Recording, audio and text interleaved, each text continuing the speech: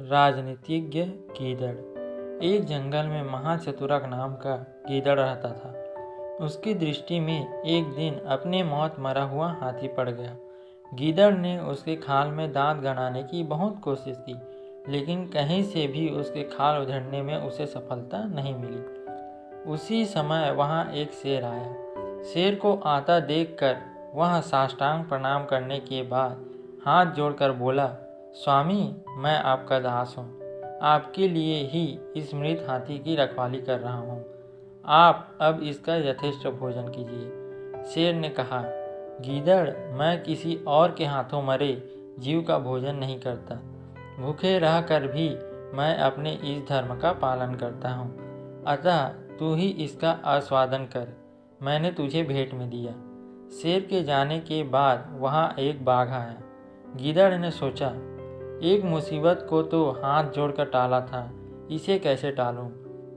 इसके साथ भेद नीति का प्रयोग करना चाहिए। जहाँ साम दाम की नीति न चले, वहाँ भेद नीति ही काम करती है। भेद नीति ही ऐसी प्रबल है कि मोतियों को भी माला में बींग देती है। यह सोचकर वह बाघ के सामने ऊंची गर्दन करके गया और बोला, मामा, इस हाथी पर दांत न गड़ाना, इसे शेर ने मारा है। अभी नदी पर नहाने गया है और मुझे रखवाली के लिए छोड़ गया है। यह भी कहा गया कि यदि कोई बाघ आए तो उसे बता दूं, जिससे वह सारा जंगल बाघों से खाली कर दे। गीदड़ की बात सुनकर बाघ ने कहा, मित्र, मेरे जीवन रक्षा कर, प्राणों को भी भिक्षा दे। शेर से मेरे आने की चर्चा न करना। यह कहकर वह बाघ वहाँ से भाग गया। बाघ के जाने के बाद वहाँ एक चीता आया।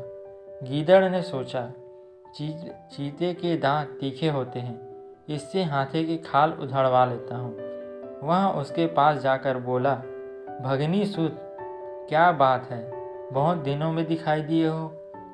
कुछ भूख से सताए मालूम होते हो। आओ मेरे आतिथ्य स्वीकार करो। ये हाथी शेर ने मारा है, मैं इसका रखवाला हूँ। तब तक शेर आए इसका मांस खाकर जल्दी से भाग जाओ। उसके आने की खबर दूर से ही दे दूंगा। गीदड़ थोड़ी दूर पर खड़ा हो गया और चीता हाथी की खाल उधेड़ने लग गया। जैसे ही चीते ने एक दो जगहों से खाल उधेड़ी, गीदड़ चिल्ला पड़ा, शेर आ रहा है, भाग जा। चीता यह सुनकर भाग खड़ा हुआ। उसके जाने के बाद गीदड़ ने उधड़ी हुई जगह से मांस खाना शुरू कर दिया।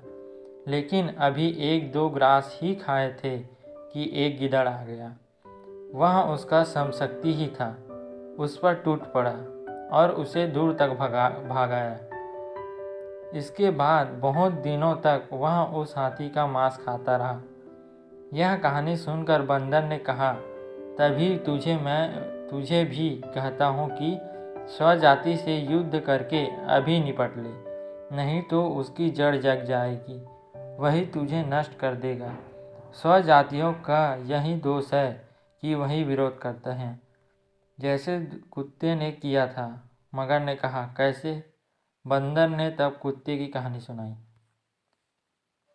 अगर यह कहानी आपको अच्छी लगी तो please like, share and subscribe कर दीजिएगा।